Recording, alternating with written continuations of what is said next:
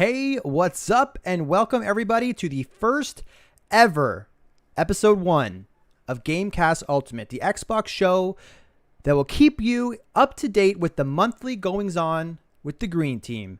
This is a bit different than what you have been used to seeing on the channel, as this is going to be live, unedited, unscripted, and there's sure to be a lot of kings, a lot of ums, a lot of ahs, and all that kind of stuff. It's my first time doing anything live, so expect a little bit of jank. What Gamecast Ultimate will cover will center mainly around Xbox news and third-party news that is relevant to the Xbox ecosystem.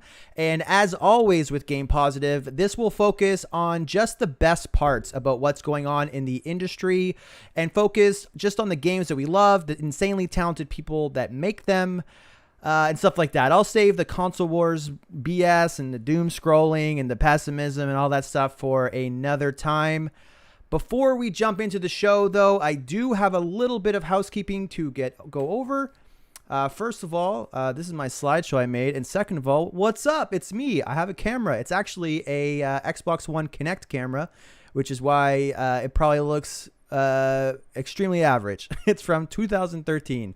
But anyways, let's get right into the housekeeping. Firstly, again, thank you so much for tuning in. Anyone who is here, your support is incredible, and it's so motivating for me to keep doing live stuff like this. Second of all, episode 3 of Insert Coin is live on all podcast services and has been uploaded to YouTube. Episode 4 is actually in the works right now. I'm so excited to chat with the secret guests that I can't reveal at this time about their incredible deep history with gaming and the industry as a whole. For those that don't know, Insert Coin is my interview show where I will talk with a guest about their history with video games, divided up conveniently into quarters.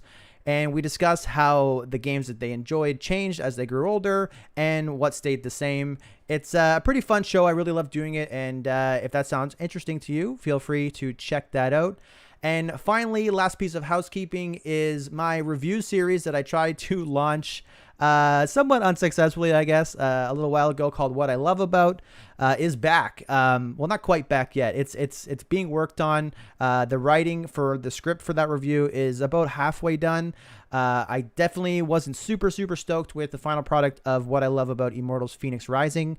I don't think I even uploaded that to YouTube. I think that's only on podcast right now. I might actually still upload that because it's important to, be able to look back and see where you came from.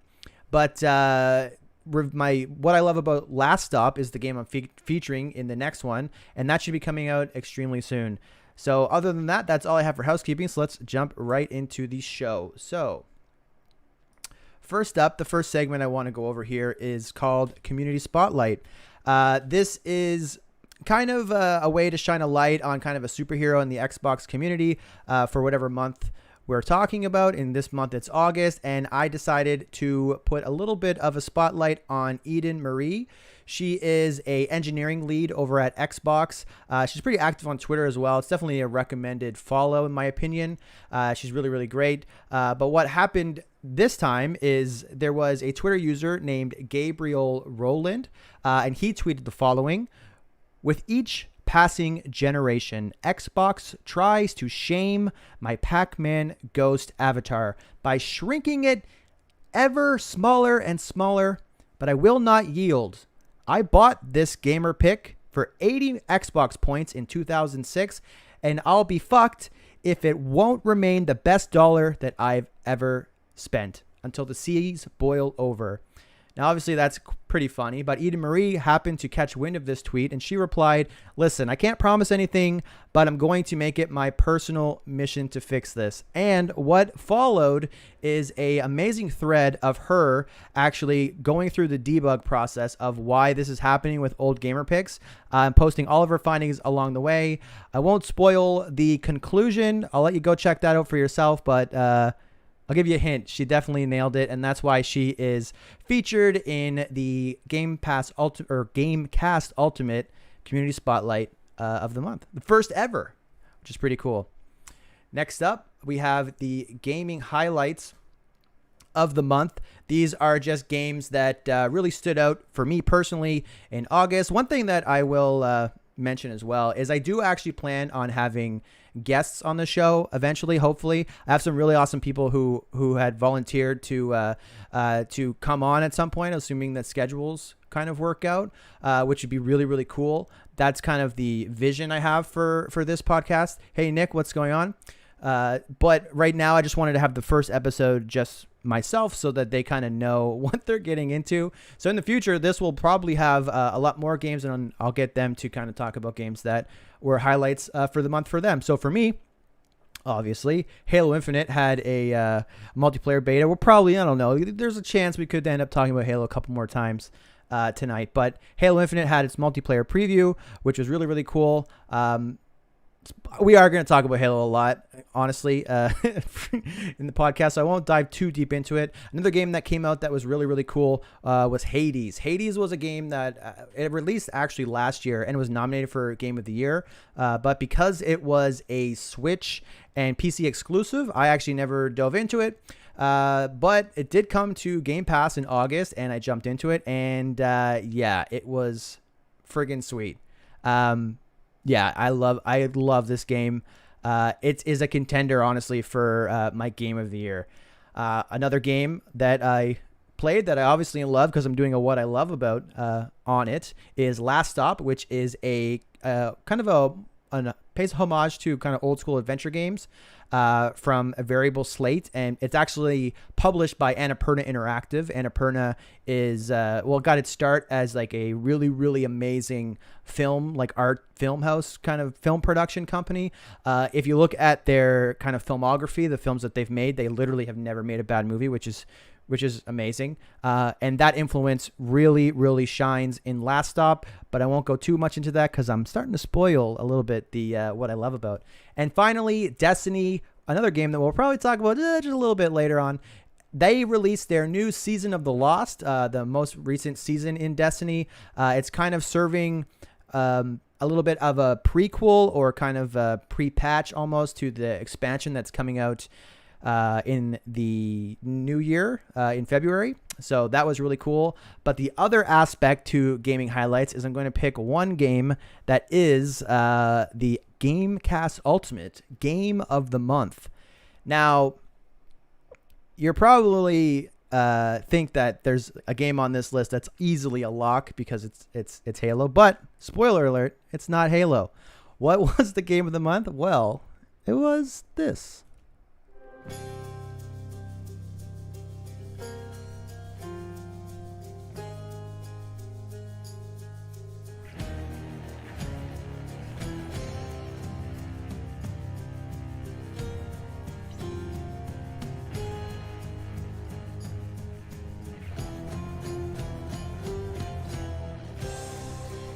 Hades. I just had to include that music because the music in that game is so good.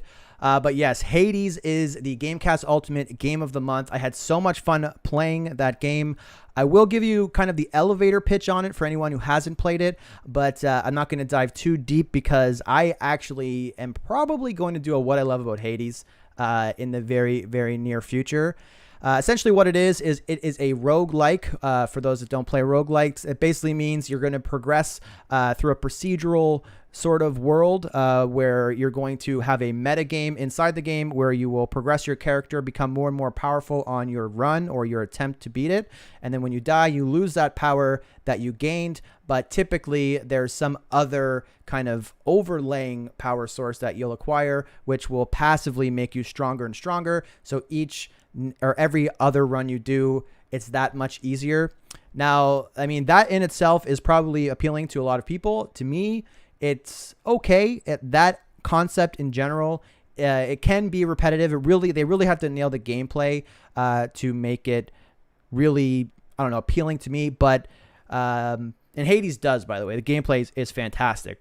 But what Hades does that a lot of other roguelikes don't is it has an incredible story with incredible characters and incredible writing. One thing that's kind of unique that stood out to me, really, not specifically with Hades, but just with Supergiant Games in general, the developers of Hades, is that I don't think he was a founding member, but he was one of the first hires at Supergiant. It was a guy named Greg Kasavin. If you were a fan of video games in the like Xbox era, PS2 era, and you had the internet, which the cross section of people there is pretty high, you probably would have been to GameSpot to watch reviews and stuff like that. And Greg Kasavin was actually kind of like one of the main figureheads. He was kind of like, I think he was actually the editor-in-chief, maybe. I can't remember his exact title, but he was featured and he wrote a lot of the content that appeared on GameSpot in that era, the early kind of internet era, before all the fanboy stuff. But he was extremely recognizable to me. He was in most of the reviews that I watched, and he actually was able to successfully transition from a games journalist to a games developer. Like he served as a writer for every Supergiant game, Bastion, Pyre, Transistor, and now Hades. And he does a fantastic job. And that's what really, really makes Hades stand out to me, is the fact that not only do you get that kind of little push of power every time you fail a run, but you're treated to such an awesome and gripping and investing storyline with great characters and great voice acting. That is the carrot on the stick for me that kept me kind of going into that flow of one more run. Holy shit, it's 4 a.m. I have to go to work in 2 hours. So yeah, Hades, definitely the game of the month for Gamecast Ultimate. Next section is what came to Game Pass in August. Now, I think that how Xbox reveals its Game Pass titles is obviously like fine. Like they usually have a tweet like these 5 titles are coming tomorrow, or these 6 titles are coming next week, or whatever. But I think it's really more impactful and more tangible when you see just a list like this, a huge list like this of games for everything that's coming out in that month, because when you get them in little chunks, you might not realize exactly just how much value you're getting in Game Pass every single month. This is not a special month. This is not a month that's like more than usual. This is just a normal month, which is completely insane. So what do we have for Game Pass in August? First up, we had Curse of the Dead Gods, which is a game that's actually very similar to Hades. It's a roguelike. It doesn't have the story elements that Hades have. So that kind of carrot on the stick for me is not as appealing, but the gameplay and stuff is very, very solid. I believe it's from the same publisher I know as Dead Cells, and it shares a lot of similarities to that in terms of its aesthetics and a little bit in how it feels. But obviously it's a roguelike, not a Metroidvania, so it is quite different, but it's definitely fun. 100% worth a download on Game Pass. We also have Dodgeball Academia from Pocket Trap, Katamari Damacy Reroll from Monkeycraft, Lumines Remastered from Rosenair. We have Skate and Skate 3 from EA Black Box. We have a ton of racing games: Dirt 4, Dirt Rally 2.0, F1 2020, and Grid from Codemasters. I skipped over it, but we have Starmancer from Chucklefish, which is pretty cool. Starmancer kind of looks like it's kind of like Fallout Shelter, the mobile game, but it's obviously not a mobile game, but it's a space station. That's kind of the vibe that I got, and I really loved Fallout Shelter, so that's a pretty good one to check out. We have Library of Runia, which I didn't put a whole lot of time in, but because it's not really for me, but it definitely has a vibe of kind of like the Shin Megami Tensei, like kind of manga, like it's kind of like the Walking Dead games, but in a manga form. So it's not really my taste, but it's really cool to see that on Xbox. What up, Ains? Thanks so much for stopping by, man. It means a lot to me that you were able to show up. Thank you so much. Also, Boyfriend Dungeon, very controversial somehow by Kit Fox Games, but it made its way onto Game Pass. I actually haven't tried this out yet, but it is one of the strangest combinations of games, dating sims and dungeon crawler combined, and combined in a way that kind of makes sense somehow. But I'll definitely be checking that out. Art of Rally was a really fun arcade racing game from Fun Selector Labs. Hades, highlighted in green because it's the Gamecast Ultimate Game of the Month. Other than that, we have 12 Minutes from Luis Antonio, a very divisive game. I haven't got to check this out yet because I am trying to finish the What I Love About Last Stop first before I dive into something else. And to be quite honest, probably going to dive into Psychonauts 2 immediately after that review's done because everybody I know is just raving about it. So yeah, obviously Psychonauts 2 is on this list as well. We have Recompile, which is like a third-person Metroidvania, which is pretty cool. It kind of takes place it feels like you're in a computer. Like that's kind of the aesthetic that's going on. One thing that I thought when I was playing it that would be friggin' amazing is if they somehow, because this is an indie studio, it's probably impossible to do this, but if they somehow got the license for Reboot, the show from the 90s, and somehow made a Metroidvania of Reboot where you're like stuck in a mainframe or stuck in a game, incoming game, you know what I mean? I don't know if anyone else watched that show. That was my favorite show when I was a kid, and there hasn't been a game for it, I think, since the PS1. So long overdue. Anyways, we have Train Sim World 2, which is obviously a train simulator, not necessarily my cup of tea, but the simulation market is surprisingly big. There's a lot of fans of simulators. They don't make like Train Simulator and Farm Simulator and Trucking Simulator. They don't make those games as a joke. They make them because they sell. There's a lot of people that like that stuff. Also, we have Quake Remastered. That was kind of remastered by Machine Games, but obviously the original game was made by id. That came out on Game Pass. And then finally, we have Myst, the classic adventure, point-and-click adventure game from PC by Rand and Robin Miller. That is your Game Pass additions for August. Quite an awesome list. It blows my mind every time I see a game come to Game Pass that this is actually happening, because Game Pass is freaking amazing. Next up, we have what you're all here for. The news, something that I refused to do for a long time, but here we are, we're talking about the news. First up, Halo Infinite had a multiplayer preview event, and I have some stuff to say about it. So first and foremost, everybody's biggest concern is not a concern at all anymore. Halo Infinite feels like Halo. The first preview included arena multiplayer versus bots, as well as various firing range activities, which were surprisingly fun. I think if they tied achievements in some way, shape, or form to firing range, that I'll probably be sitting in there a lot. It's a really cool activity as well if you are, like, say you sign in to play, but your friends are in the middle of the game. Being able to hop into a firing range is going to be really, really useful to get warmed up while you're waiting, instead of hopping into another game that doesn't finish when their game finished, and then you start having everybody's waiting for everybody to group up. So firing range is a really cool addition. Hope that they can expand upon that, and I hope that it really gives people an opportunity to try out like all the different guns, because I know some people, when they're playing like Slayer, for example, and the sniper spawns and it spawns right beside them, but they don't feel confident with that gun, that they will kind of camp it and try to like call it out for their teammates, like, hey, you take the sniper, not me. Hopefully this will give them a way to pick the sniper up, not in a real world situation because it is a firing range, but the bots will move in unpredictable ways. It's a really good way to practice with all of the guns, and there's a lot of new guns in Halo Infinite, so being able to grab any of them is really, really cool. For the maps, there was 3 maps in the preview. They all kind of came in different stages. The first map that we got was called Live Fire. It felt really small. Not super small, but it felt really small for 4v4. I think it would make a fantastic double team map. But at the same time, it does make really good use of space, where if you have like the sniper spawn here, you have several different ways to get there, whether that's left, right, center, or underneath. So they take a little bit of advantage of verticality there, which is pretty neat. Also, you have Recharge, which was the second map that came out. It's an indoor map that kind of gave me a little Prisoner vibes from the original Halo. Prisoner, like the Halo CE map. There was also, sorry, I'm just making sure that this is going here. Cool, sorry about that. There's also Bazaar, which was my favorite map of the beta, likely because of the grappling hook, let's be honest.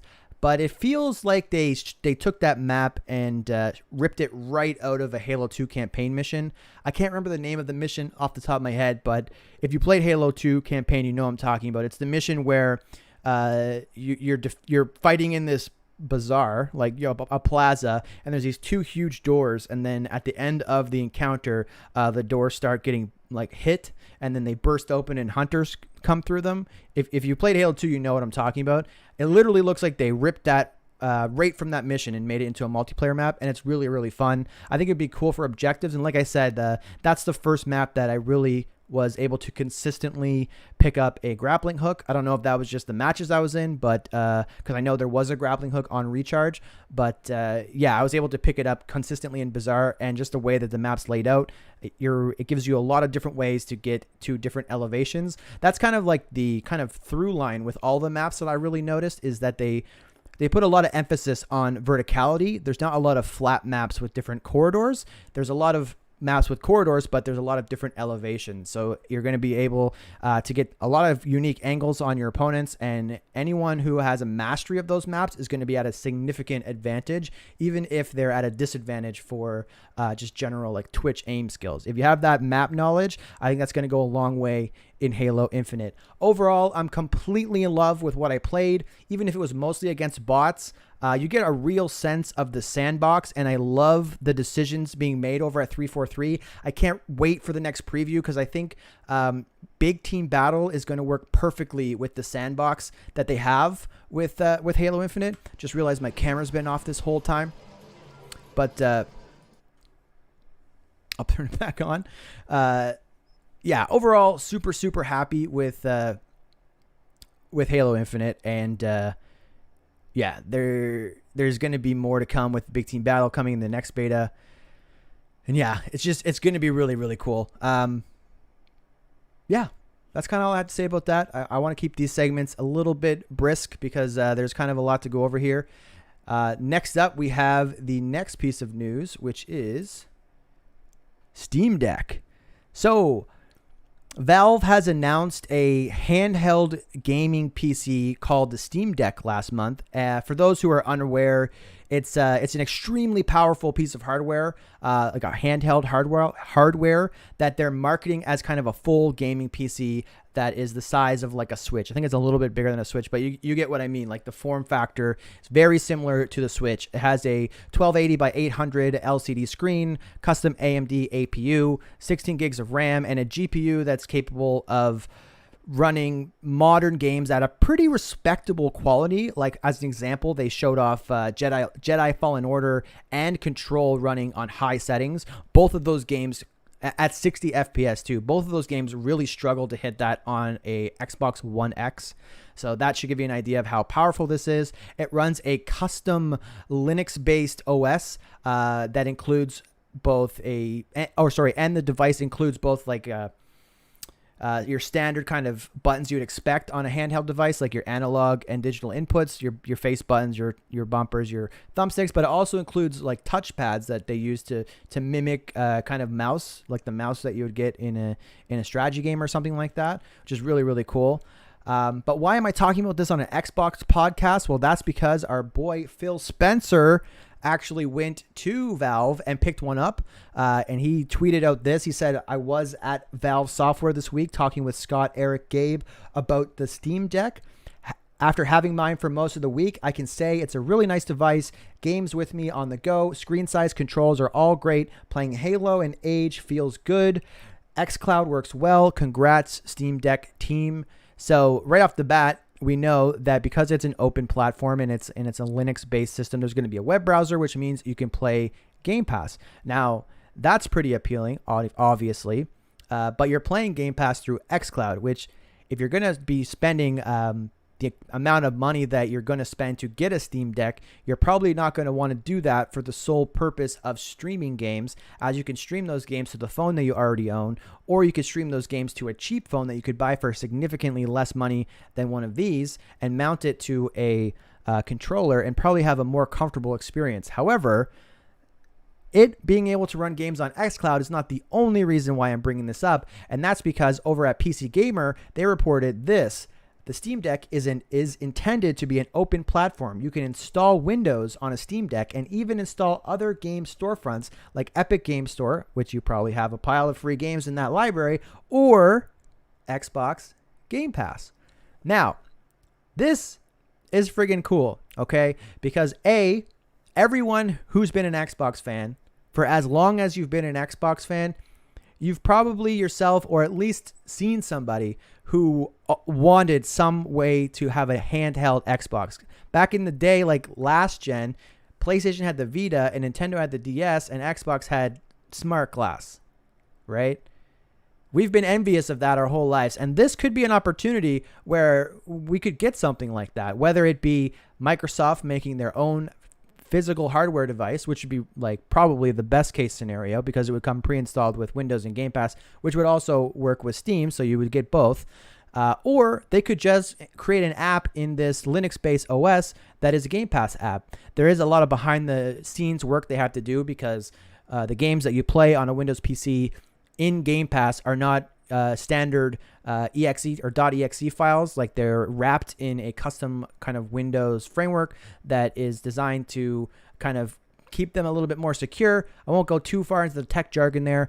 So it's not going to be a copy paste, but I mean, it's Microsoft. They have the best engineers in the world, so they can easily do that one way or another, whether there's a Game Pass app on Steam Deck that can download and play games locally, or there's a Microsoft piece of hardware that mimics the Steam Deck platform and has Windows pre-installed with access to Game Pass. Either one of those scenarios, I see that as an absolute win, right? So that's why I included that in the news here. Next up, ID at Xbox had a Twitch Indie Showcase earlier in the month.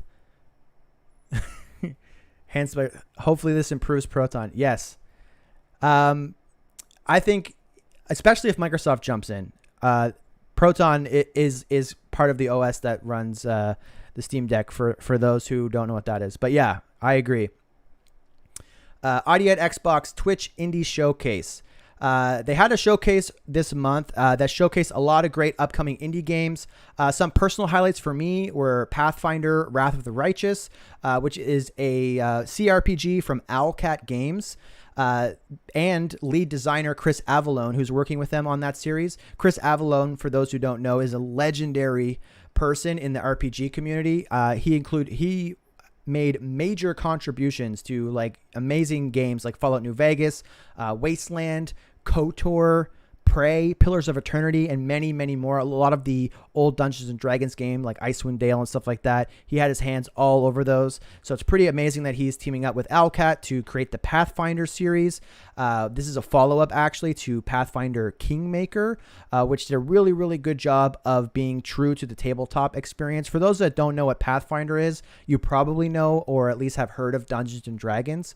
Essentially, I know I'm going to get too deep into the lore, but Dungeons and Dragons is at its most popular, I guess, status that it's ever been with like just in general. Like more people are playing Dungeons and Dragons now than ever in history.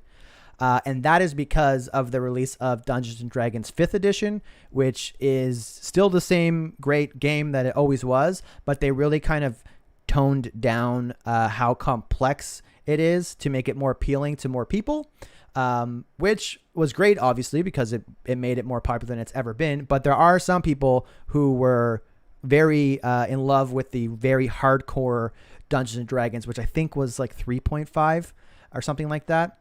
And what Pathfinder is a branch in the other direction where they continue to evolve Dungeons and Dragons in that hardcore kind of mindset. So Pathfinder is kind of a competitor in a sense to Dungeons and Dragons, even though it's kind of based off of old Dungeons and Dragons. But anyway, that was probably went over everybody's head. But anyway, that is the basis for these games, and they stay true to that kind of tabletop RPG format. It is a single player game, mind you. It's not multiplayer, but the way that you play it, you really feel like you're almost playing a Dungeons and Dragons game or a tabletop role playing game. It plays a lot like Baldur's Gate. Maybe you've played that. That's a really popular one that a lot of people seem to have played. Other than Pathfinder, there was Aeon Drive from Critical Reflex. It's a side-scrolling action platformer that's based heavily around a throwing dagger / teleport mechanic. If you've ever seen Final Fantasy Kingsglaive, the animated kind of tie-in movie to Final Fantasy 15, then you really know how cool that is because they do that a lot in that movie. It's also got a co-op and competitive mode as well, PvP, which was very surprising to me because you don't often see that in kind of a 2D side-scrolling action platforming game. And there's actually a demo available now, and the full release will come in the fall. There's also a sequel to Origami with Origami 2. It's a third-person stealth game where you play as an assassin with power over the shadows. This is copy and paste from the description. As one of the last of your kin, you must fight off invading armies to protect what remains of your people. In a world where stealth games are very, very rare, and ninja stealth games are even more rare, this is a welcome sight for me, and this one's coming on Game Pass as well. Come on, guys, make another Tenchu game. Origami 2 fills the void, but come on, make another Tenchu game. Also, there was Lightyear Frontier from Flame Break, which is an open world farming exploration game, with crafting, resource management, and base building. I see a lot of people comparing this to No Man's Sky because it has a sci-fi twist. It's very colorful, and the art style is very similar to No Man's Sky, but I actually don't see it that way. I kind of see this more like a third-person sci-fi Stardew Valley. There's clearly a emphasis on farming, and that like music that's playing in the trailer and the atmosphere. I don't know. It really feels a lot more Zen, a lot more Stardew than it does No Man's Sky for me. Either way, it looks really cool. And finally, a game I wanted to highlight is The Big Con. The description here says, hustle your way across 90s America as a runaway teen con artist. Choose who to grift and how to make your scratch as you sneak around, don disguises, and pickpockets in this comedic crime adventure. This game is... I should have put a video in here because the art style in this is insane. I've never seen anything like this. It really actually looks like a 90s cartoon, like Sticking Around or Hey Arnold, like that kind of stuff. It really has those vibes, and obviously I'm a 90s kid, so that is extremely appealing to me. There's actually some early reviews that I was reading today that came out, and they're really, really good. The voice cast is extremely talented. Troy Baker's there, which is like, if you have Troy Baker in your game, the game might not be great, but you're guaranteeing that the voice acting is going to be great. So he's there, and the music is perfect. It really fits with the 90s theme. Love it. There were a lot more games mentioned in the show, but these are just the ones that stood out to me. Another thing, though, that stood out to a lot of people that viewed this showcase was that it was over 3 hours long. A lot of people were calling the runtime overkill. Personally, I actually really enjoy the kind of developer deep dives and conversations, which is what really extended the runtime for so long. But I can see where if you're tuning in and you're expecting it to be kind of like E3 in terms of its pacing, where it's trailer, I can definitely see where that would lead some to be disappointed, especially because they have a trailer for a game and then the developer deep dive and then the next trailer. So if they show a game that you're not super interested in, then you have to sit through like 15, 20, 30 minutes or whatever of developer interviews for a game that the trailer didn't interest you in. The content that they showed, the games that they showed, I think they looked really cool. I think it would have been in their better interest if they had a small show where they did just go trailer, like Nintendo Direct E. And then afterwards, they had a post show where with timestamps where you can see like, okay, well, this game interests me. So the deep dive for this game is at this time. I'm going to tune into that. That would have went along a lot better because people would have gotten all the announcements. They would have seen all the game trailers, and then they could have left if they didn't care for the extra stuff. And then the people that wanted the extra stuff, they could still watch it. So win-win. I think that they probably seen that feedback, and I expect them to make changes like that in the future. Next up, we have QuakeCon. QuakeCon was back for the 25th time, and this is the first time that they've done it as part of Team Xbox. This show, in my opinion, like almost every other show that isn't hosted by Geoff Keighley, was heavily impacted, I think, by COVID.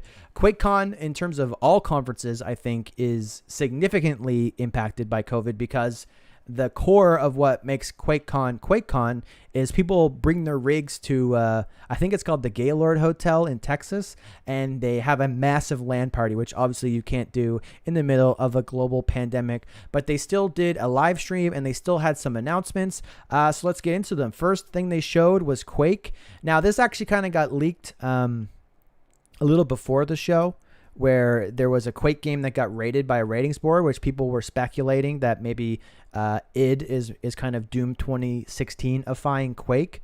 That didn't turn out to be the case, at least for now, because they revealed that to celebrate the 25th anniversary of the original Quake, they're releasing they shadow dropped actually an enhanced version of the original Quake, which is available on PC, Xbox One, Game Pass for console, and Game Pass for PC, and will run in backwards compatible mode on Xbox Series X and S, with native support for Xbox Series X and S coming soon after launch, which will bring you 4K and 120 FPS in a free upgrade.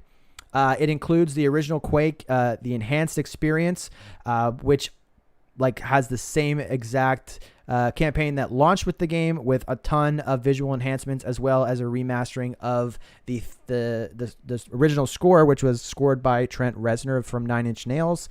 It actually includes, which is not common for a remaster of an old game, but it includes online play, cross-play, local multiplayer, and co-op. And it also includes the original expansions for the game, the Scourge of Armagon, the Disillusion of Eternity, as well as 2 new expansions that were developed by Machine Games called the Dimension of the Past and Dimension of the Machine. The actual head of Machine Games has been very, very vocal for a long time, actually, about his love for Quake. So that was he probably had a kind of hand in getting those extra expansions in there, which is really, really cool for Quake fans. I should have saved the tweet, but John Romero, one of the lead designer of Quake, the original Quake, actually tweeted out how cool those new expansions are. So I can't wait to jump in and check those out. There was a segment for Deathloop where the team at Arkane kind of took a deep dive into Deathloop's multiplayer in a panel. I didn't watch it because Deathloop's not an Xbox game. I'm not going to be able to play it at launch. I don't want to kind of get hyped for it and then have to wait a year. And I also don't want to really spoil much because it's going to come to Game Pass, and I know that I'm going to play it day one on Game Pass when it does come to Xbox.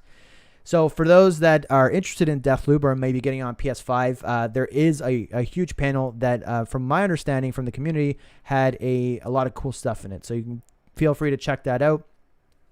Fallout 76 announced Fallout Worlds, which brings more unique kind of adventures in the more public events to Appalachia, which is like the setting area of Fallout 76.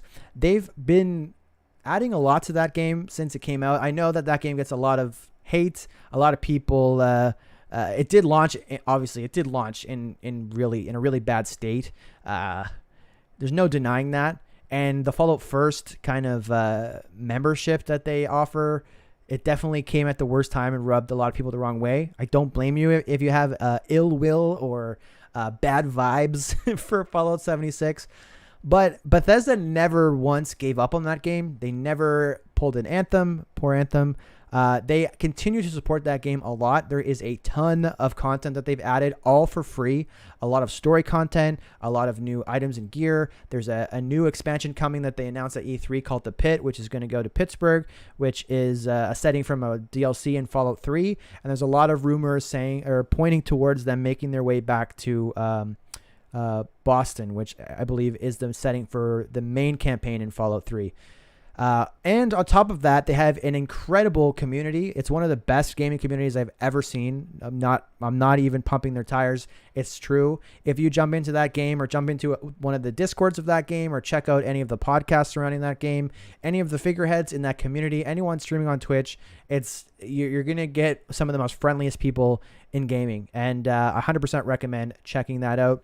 There's also some news with Elder Scrolls Online.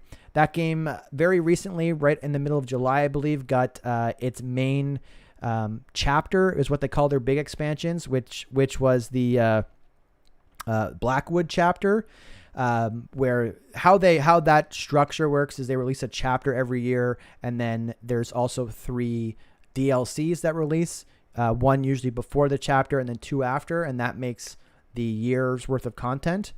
So the chapter, which is the big chunk of content, came out right around E3 Blackwood, but they were announcing another DLC, the next DLC, which was Waking Flame. I really wish I was an ESO player. There seems to be so much stuff there, but it's just something I haven't ever really got into. And that's mostly because I haven't really had a crew of people to play it with. So, I mean, if there's anyone out there that's hardcore into ESO or wants to be, hit me up. Because like I said, I'm interested. I just haven't, I just not interested in soloing it. But anyways, Doom Eternal didn't have a lot to show, but they did show some stuff with the next update coming to the game, update 6.66, which will include a horde mode and 2 new master levels, which is going to be really cool. There was actually a massive sale that was on during QuakeCon, where a lot of the Quake or id and Bethesda content was heavily discounted, and I actually bought the Ancient Gods Part 1 and Part 2, which I hadn't played yet, even though Doom Eternal was my co-game of the year last year. So I plan on jumping into that very, very soon. Maybe I'll stream that. Maybe I'll do a What I Love About. I'm not 100% sure. I heard it's extremely hard, but I'm definitely jumping into that soon.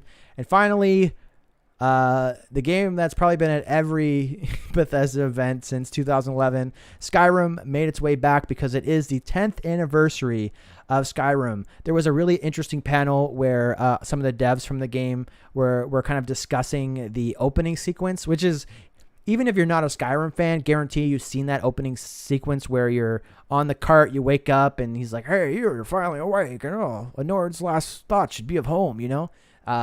You've probably seen that because it's very iconic, but they were going into the creation of that and some of the bugs that they encountered, because up to that point, there had never been kind of a set-piece moment in an Elder Scrolls game, like something that kind of followed a... not necessarily a cutscene, but like, well, I guess technically a cutscene, you know what I mean? Like, it takes control away from the character and makes some things happen. That's never happened before, and that wasn't part of their engine. It was something that they kind of stapled on for that opening sequence and some of the other sequences that happened in the game. But one kind of funny thing that they mentioned is that there was this bug where it was hard to replicate, but the mine or the cart that you're in would sometimes just like shoot into the sky and just like completely break. And they couldn't figure out what was happening. And what actually ended up being the cause of the bug is that because the way that they were able to do the animation was they removed all physics from the cart and just kind of guided it along the path that it was supposed to be. But if it came into contact with anything that did have physics, then it would completely explode because the engine just didn't know how to handle that. And they purposely made it so that the path that it took never collided with anything, which is why they ruled that out initially. But then after like further inspection and like days and days of debugging, they found out that the little bees that fly around that you can collect, and like they're like little tiny bees that if you walk up to them and you aim at them, you can collect them for crafting. If one of those bees happened to fly across the path and make contact with the cart in any way, that little bee would shoot the cart into space. So then they had to remove physics from the bee, which I thought that was a cool story. Just how crazy game development is. A lot of people that play games aren't developers of any kind. So it's pretty crazy how one little thing can break everything. And that's not just game development. I'm a web developer or a software developer, and that same concept is true with the stuff I do as well. You can add a comma somewhere, and it will just completely destroy your entire app. So, yeah, I thought that was kind of a cool story. But they also announced that Elder Scrolls Skyrim Anniversary Edition is coming this November, the 18,000th time they release Skyrim. This edition is going to include all 3 expansions, Dawnguard, Hearthfire, and Dragonborn, as well as all the enhancements that were found in Skyrim Special Edition, along with next-gen enhancements for Series X and S.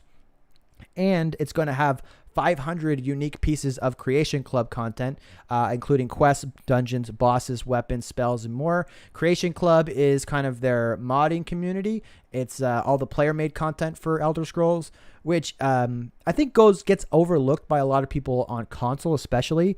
You can dabble with curated mods in the console version of Skyrim, and I don't think a lot of people do because it's kind of buried in the menus. It's kind of hard to figure out like specifically which ones you want to jump into. It's very hard to kind of know what's good and what's Macho Man Randy Savage instead of dragons. But there is some insanely awesome stuff in there. For example, there was a mod called The Forgotten City, which was an entire campaign that was so well done and so well written that it actually won a Writers Guild Award, and this month just released as a standalone game called The Forgotten City. So there's some really quality content in the Creation Club Skyrim mods, and having those, especially if they're pre-installed, is actually a really, really big feature in this new version of Elder Scrolls Skyrim, which I think is being overlooked by a lot of people. And they added fishing, which obviously is friggin' amazing. What up, Jordan? Thank you so much for stopping by, man. Really appreciate you showing up. Next up, we have the Gamescom Xbox Showcase. So Xbox held a show before the big opening night live stream by Canadian hero Geoff Keighley that had some fans kind of scratching their heads a little bit because it seemed like they kind of held back on the big announcements and saved it for the bigger stage for opening night live. I mean, I can understand those frustrations, but I think Microsoft was kind of in an impossible position with this. A lot of people were suggesting that they should have released this stream like after the opening night live as kind of like a bonus stream, which, yeah, that makes sense. Like, you would get the big announcements first and then you can watch the small announcements. But what that would also do is make it so a lot of other people just don't see those other ones. Those smaller announcements gets completely dunked on and overshadowed by the big ones. So there's a problem with that scenario. And then obviously the scenario they went with has a problem where you're expecting this big stuff because they weren't very clear about what you can expect in terms. Well, they were and they weren't. They did say there's not going to be any new huge announcements, but just announcements on stuff coming soon, which everyone thought was Halo, and there really wasn't a lot Halo. That's kind of the big kind of stick in the mud here. But I think what they chose to do was the right decision, because ultimately either one has its cons, but the decision that they made and the route that they went, it allows the biggest spotlight to get placed on these games that otherwise probably would have been drowned out by a lot of the bigger announcements in the main opening night live show. So let's talk about some of the games that we saw there. First up was Dying Light 2. It had a really cool showing with a gameplay trailer. The game, I feel so bad for Dying Light 2 because it was probably one of the better things shown. Like, it probably had one of the better receptions. And it would have come out of that showcase with a lot of hype surrounding it. It probably went to bed that night thinking, yeah, man, like, that was a good showcase. And then I'll talk about it in the next slide, but that quickly turned into a nightmare in just one day. So, yeah. But Dying Light 2, it did look cool. Unfortunately, it's going to get completely eaten alive by Halo Infinite, especially on PC and Xbox. But yeah, they also showed Flight Simulator. They showed some new content in the form of World Update 6. They're updating the Germany, Austria, and Switzerland maps with lots of new locations that are handcrafted, not just the satellite imagery, including 100 new scenic point of interest landmarks, as well as Reno air racing, which is pretty cool. The most appealing part to Flight Simulator for me, aside from like finding my house and flying into it, is playing with friends. So adding new ways to play with them, and whether it's racing or just flying, different challenges and stuff like that. I think that is what that game needs to do to keep people invested. So awesome to see that. They announced a partnership with Humble Bundle and Gamepass, which is going to see a lot of humble games coming to Game Pass day one, like Dodgeball Academia, which is already out, Signalis and Midnight Fight Express, and many more. I think there's 10 in total. Don't sleep on these, because almost every single one of those games looked really, really cool to me. Paparazzi, I think, was one of them, which is basically like the cool version of Pokemon Snap.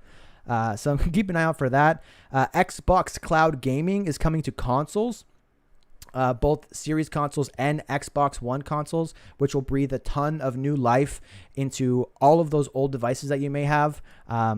The experience of snapping a phone to your controller is cool, but the experience of sitting on your couch with one is how those games were designed to be played. So having that ability is really, really cool, assuming you have halfway decent internet. But on the flip side, because it will be on a console, you do have the option of hardwiring it, which should drastically improve your connection and your latency and all that fun stuff. There was a new expansion released for Wasteland 3, or not released, but announced, called Cult of Holy Detonation. There's a common theme with this show, which basically just shows how how much Microsoft goes to supporting its games. Wasteland 3 is definitely a niche title. There's not a lot of people that want to play a classic RPG. There's a reason why after like Baldur's Gate in the late 90s, there really hasn't been a classic RPG, and it took Kickstarter before one ever existed because no publisher would fund the creation of one of those. So to fund your own, well, I guess technically Wasteland 3 was funded with Kickstarter as well, but Microsoft's paying the bills now, and for them to greenlight all of these expansions and bonus content, it's really, really awesome to see. Plus you have Flight Simulator content coming through, and you have the other thing that was announced, which is more content for State of Decay 2. I think that game came out in 2017, 2018. It's very, like, they announced State of Decay 3 2 E3s ago, and they're still supporting State of Decay 2, which is fantastic. They're adding back Trumbull Valley as a remastered version of the map from the original State of Decay, and it's going to take place right after the events of the narrative campaign that they added as free DLC called Heartland. So check that out if you're a State of Decay fan. It's awesome to see them continuing to support that game with tons and tons of content, even though they're also busy at work on a next-gen sequel. And finally, there was a deep dive into Forza Horizon 5, which looks literally impossibly good. The implementation of flight simulators like satellite imagery is, in my opinion, the only thing that they could do to really make that game look better, because even last gen Forza Horizon 4 on a 1X looked insane. It was one of the best things you could see in a video game. And somehow they're improving that tenfold, because it literally changed from being a really cool 3D world to being the real world, which is insane. Take a quick drink.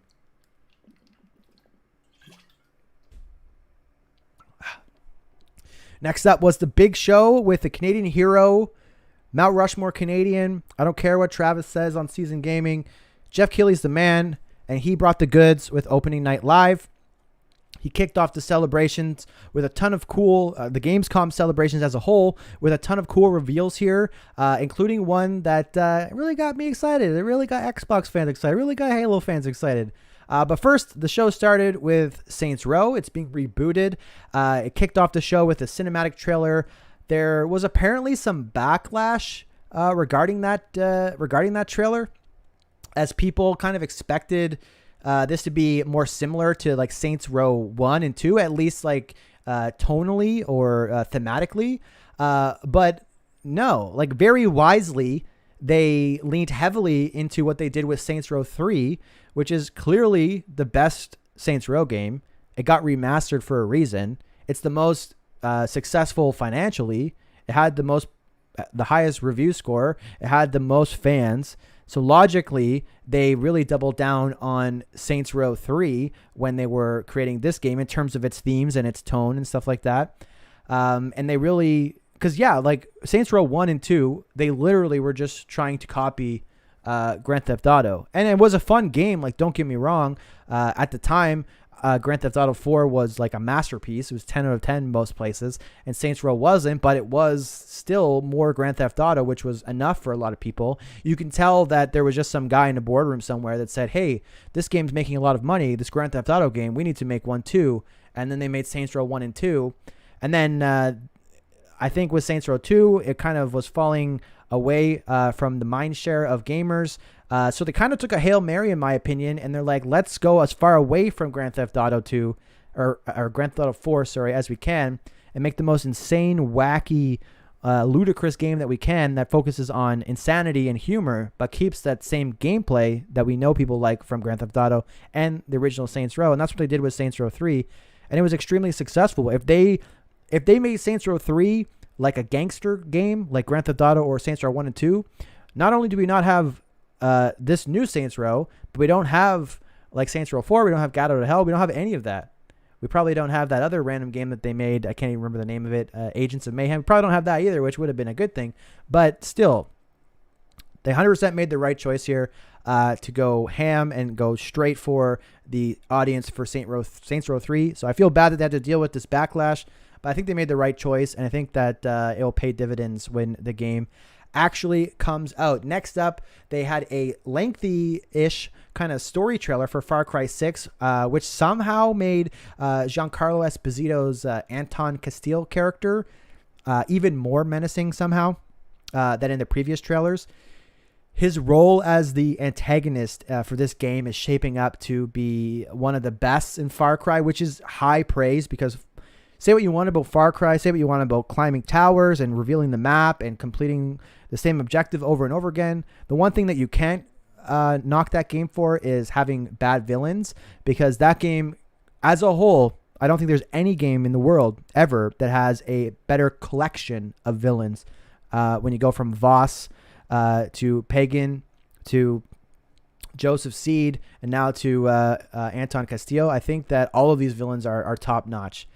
However, the biggest surprise for me through Gamescom opening night live was definitely Marvel's Midnight Suns. Somehow this game was kept under wraps, being a Marvel game, which is extremely hard to do. They can't even keep movies that are coming out in 3 years under wraps.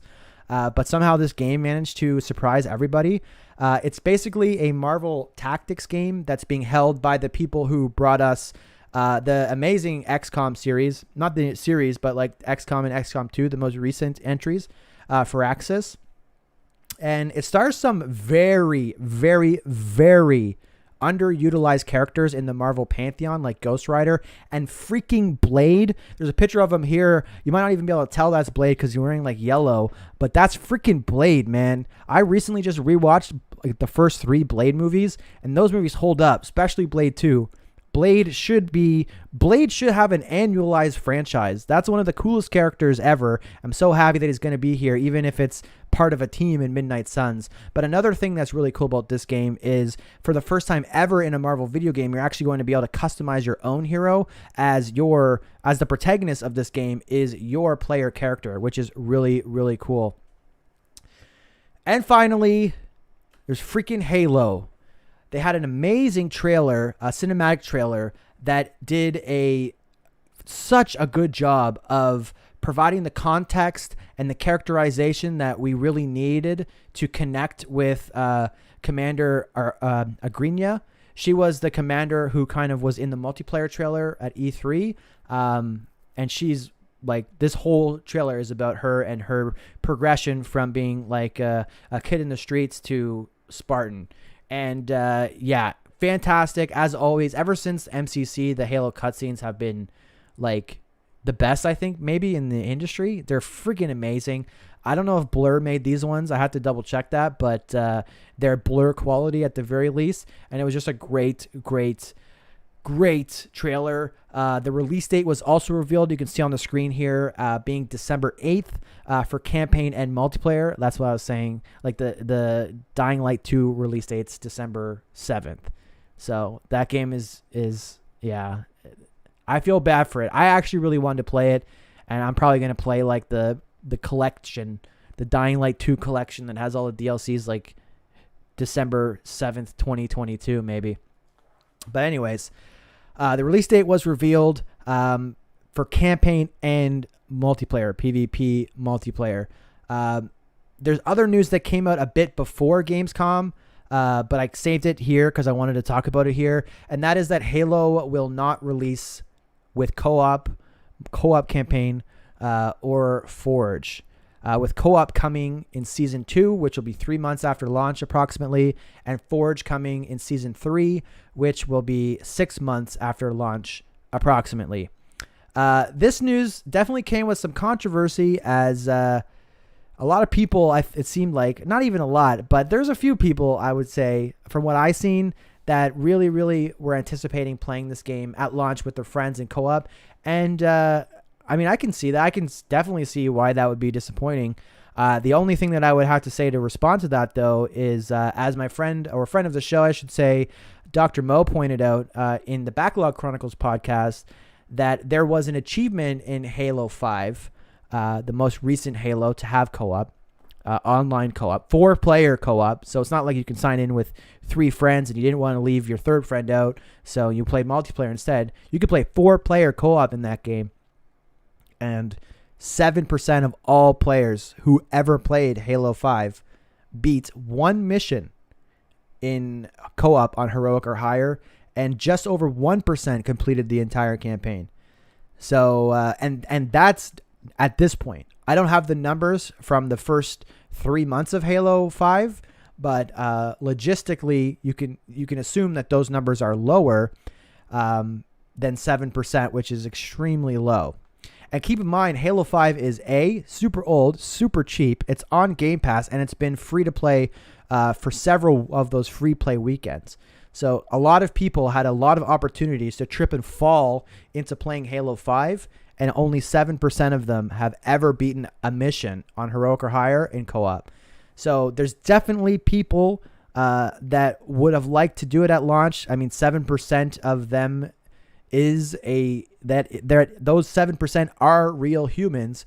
But if the alternative is to delay the whole game for 6 months, then it's very, very obvious that they made the correct decision in launching without those things. So yeah, I think that they made the right choice. And finally, the last piece of news I have is Destiny related. So I know a lot of people that, at least in my circles and the people I've been talking with lately, are not super huge fans of Destiny. So this might, you might want to tune this out a little bit. But I personally am a massive fan of Destiny. I have a massive love-hate relationship with Destiny, where it is the best game I've ever played and the most disappointing game I've ever played, seemingly back and forth. As of late, it has been pretty disappointing, to be honest. It peaked in my mind in 2016 to 2017, the last chunk of Destiny 1 going into Destiny 2. But I have some great news, Destiny fans. Now is the time, the only time since then, where I've ever been full of hope and hype and anticipation for Destiny. And I'm not alone. The reaction to this reveal for the new expansion, Witch Queen, has been met with almost universal praise from everybody that I know, that I can see online, that has any involvement in Destiny. This is a big megaton announcement. They literally nailed every aspect of it. So let's dive in. It's coming out on February 22nd, 2022. As players, we're going to travel to Savathun, which is the Witch Queen, which is the beautiful lady that you see pictured here. Sorry for those who are audio-only listeners. Just picture the most beautiful alien you've ever seen. We're going to travel to her throne world, which for those who are not in the loop, think of a throne world as like kind of a pocket dimension, if that makes sense. If you don't know what a pocket dimension is, then you probably don't like sci-fi, and this might just go over your head. But anyways, it's her home. It's where she lives. Let's just call it that. But anyways, we're traveling there, which, like, from the trailer is like this kind of swampy, mysterious, creepy place that is just soaking and dripping in atmosphere. It looks so awesome. And the campaign will kind of revolve around the interactions that we have with her and whatever kind of weird things that she's doing. She's being set up as the antagonist, but who knows? Maybe there's something else at play. But essentially what she has done, based on what we can see in the trailer, is she has found a way to kind of be blessed with the light. I'm kind of like walking the rope of like trying to make people who don't know what I'm talking about understand, and then trying not to dumb it down too much for people who do. But the light is basically the Force from Star Wars. The light is what makes your Guardians be able to shoot the sun at people through golden guns, among other things. And up until now, humanity has been the only creatures who have been blessed by the Traveler at this point in time. I won't get too deep into the lore, but at this point in time, the Traveler had come to Earth and blessed humanity with the light, giving them the power to fight the darkness and beat the living shit out of all the space monsters who don't like the Traveler and don't like Earth. But in this campaign, the Witch Queen has found a way to bless the Hive with the light, which is an enemy faction, and give them the same powers that you've been fighting with since the beginning of Destiny. This is the first time that in PvE you'll ever be fighting against enemies that have the same light powers that you do, which is something that I've wanted for so long. There's been a lot of of antagonists throughout the years who are humanoid, who are of the same kind of race as humans, whether it be like Prince or Aldrin, the Prince Aldrin from Forsaken.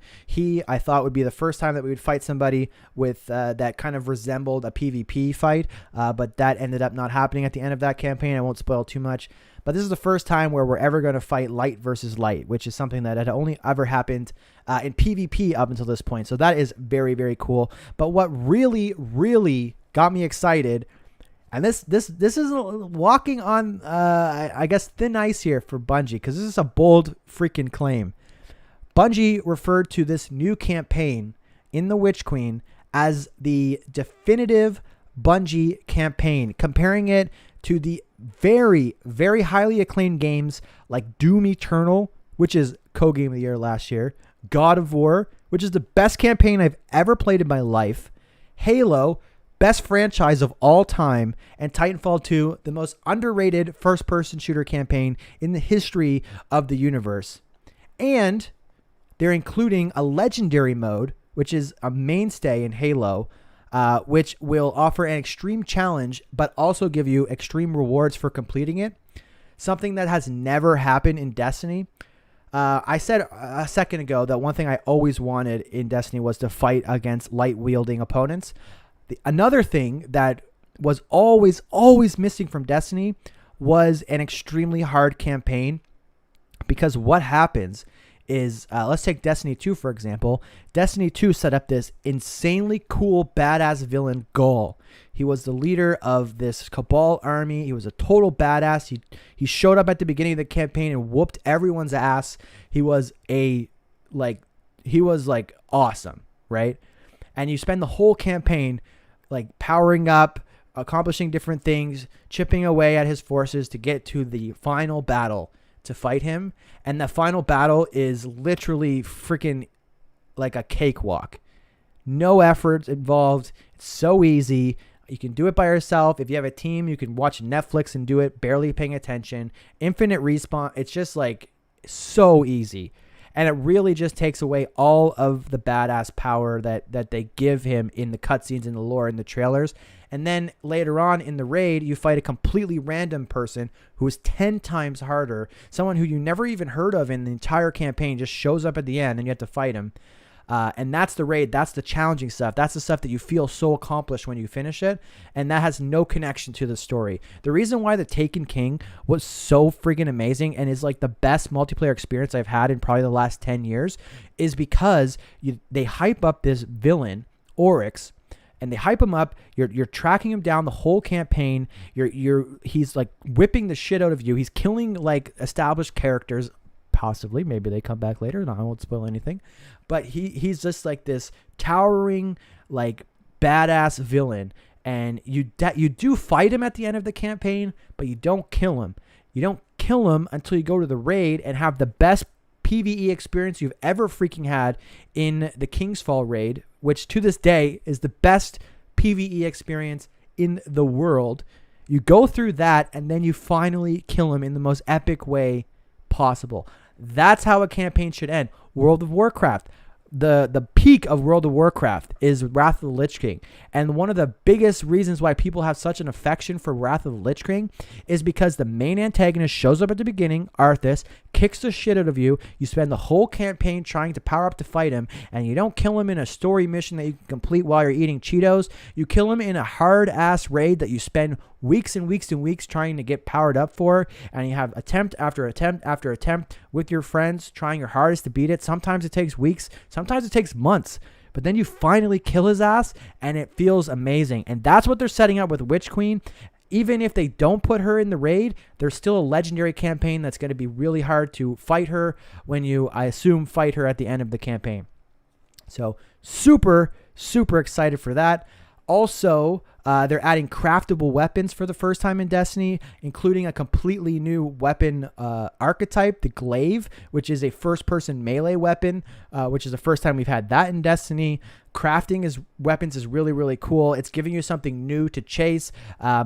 It's kind of a roundabout way of increasing the loot pool without diluting it. What I mean by that is right now how it works is there's a bunch of different guns that you can get, a fair amount of them, and you get them to drop for doing various different activities, but eventually you're going to constantly get the same guns over and over again, and the seventh time that you get the same gun obviously isn't as rewarding or fulfilling as the first time that you got it. In this system, though, you're going to be hunting down weapon components. So the weapon that you're going to build isn't what you're getting to drop. You're getting different components to drop. So when you get those rewards and you get those components to drop, you can actually mix and match and combine them to create different types of weapons or have different outcomes. So there's a lot more variety in what you can get that way without having to rely on duplicating weapons over and over again, because depending on how unique the crafting gets, there's a good chance that the weapon that you create is going to be vastly different than what other people create, adding a ton of variety to the game. There is a raid confirmed to be set inside a pyramid ship that's also nested in Savathun's throne world. It's not confirmed that Savathun will be the boss in there or what's going to happen, because that's all going to be probably revealed in the story. But speaking of raids, they did commit to having a new raid or new dungeon released every 3 months after the Witch Queen comes out. So another problem that I had with Destiny recently is that you get an expansion like Beyond Light that has a really cool raid that drops with it, because raids are the reason. I won't go as far as saying they're the reason to play, but the raids in Destiny are an experience that you can't get in any other game. They set themselves apart significantly, and that's one of the reasons why it has such a dedicated community.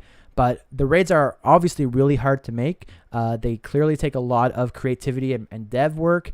The raid team is very, very good at what they do. The only problem I have with them is their output. So when the Deepstone Crypt came out, the raid in Beyond Light, it was awesome, but then there hasn't really been anything like that since, until I believe the Beyond Light came out in the fall of last year, and then they re-released Vault of Glass, an original Destiny 1 raid, just a few months ago. So there's a long drought between Pinnacle PvE content, and committing to revealing or releasing a new raid or dungeon every 3 months is a very, very good thing to hear. Dungeons, by the way, are basically raid content that is meant for 3 people. So they're shorter, but they're still very challenging, and they require a smaller party size, and they're a lot easier to get groups for because you're getting 3 people instead of 6. Also, a ton of quality of life changes, like full crossplay, which came out at the start of this most recent Season of the Lost. They added Battle Eye anti-cheat, which cheating has plagued the PC version of the game for a long time, so that's good to see. Trials of Osiris is returning with matchmaking. Trials is the what raids are to PvE, Trials are to PvP. That's the PvP mode that kept so many people stuck to the game in Destiny 1 that really fell apart in Destiny 2. So that's coming back with a lot of good changes that are really going to pump up that community and hopefully bring Trials back to where it belongs. Overall, myself and a very large portion of the Destiny community are very, very excited by everything that was showed. Destiny fans right now are just overflowing with hope and excitement for the first time, like I said, since like 2017. This is going to be awesome. If you haven't played Destiny, now's a great time to check it out. It's literally free on Game Pass Beyond Light with the old expansions, or the base game in general is free to play. So even if you don't have Game Pass, you can check it out. If you're on PS5 or PC, you can play it with crossplay for free with the base version of the game. I've heard other shows and other people talk about how complex it is and how hard it is to get into and all this stuff. And it can be, like, they're absolutely correct. But I think that there's a couple things that Bungie doesn't do where if you knew that going in, like specifically how to use like the quest tab and to kind of, because that is really what guides you through the experience. to master how that works, I think will go a long way. And it's really not as daunting as some people make it out to be. If you ever want to play, hit me up. I'm going to be playing a lot of it. I think between that and Halo, that's going to be mostly what I play between now and December 8th. And I would love to bring some people through raids. The amount of work that you have to get in or have to do in the game to get to the point where you can do some of the older raids is very, very low. You probably only have to play for a couple hours to really get some gear under your belt and get a grip on some of the mechanics before you could theoretically enter one of the older raids. And I would love to guide people through them because, like I said, I think they're the best experience you can have with a group of players in PvE. Oh, and the one thing I forgot to say, I can't believe I forgot this. Remember like a few minutes ago where I said that the Kingsfall raid is the best ever PvE experience ever, best ever? It's not technically confirmed, but they did say that in, I think the second season after Witch Queen, they are going to be re-releasing an old Destiny raid. And thematically, like for those who aren't super connected to the lore, the Oryx, the person I talked about being like a really awesome antagonist and the final boss of the Kingsfall raid, that's Savathun's brother. So like it makes so much sense for them to bring that back. And mechanically, there's nothing really in there that they theoretically couldn't do with Destiny 2. So there's a big chance that that's coming back. And if that's the case, then the opportunity to experience the greatest, best ever PvE experience you could possibly have with a controller is there. I mean, you can have it, and I'll be running that a lot. So hit me up on Xbox or any console or any platform, and we'll party up and we'll spank orcs again and again and again. But everybody, that's all I have. Thank you so much for everybody who showed up for the first ever episode of Gamecast Ultimate. I really, really appreciate it. I'm sorry for some of the rough edges. The idea to kind of make this slide deck and have a little visual aspect is something that I thought of yesterday, which is why I delayed the podcast till today. So hopefully I'll be able to improve that for the next episode in September. Maybe add some more video, maybe add some more embedded tweets, stuff like that. Stuff that really connects better with what I'm saying. And best of all, I'm hoping to have some guests on the show, which should make it a lot better as well. So if you did manage to make it this far, I really, really, really appreciate it. If you're watching it on a VOD or you're listening to it on a podcast, I appreciate it just as much. Thank you so much for watching, and I forgot to level the audio on this, so I'm sorry for your ears. Have a good one.